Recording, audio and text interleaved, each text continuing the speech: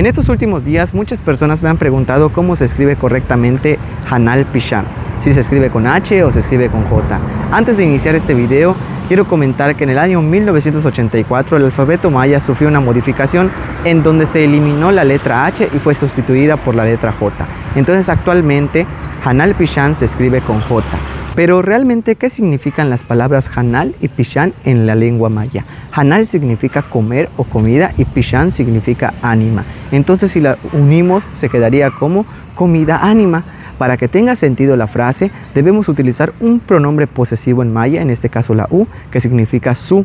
En este caso quedaría Uhanal Pishan, comida de ánima, o su comida del ánima. Pero si queremos decirlo de manera plural, diríamos Uhanal Pishano, la comida de las ánimas.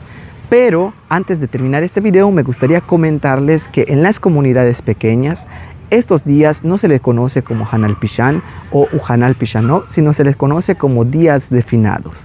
Malo, Canantaba. Bueno, cuídate.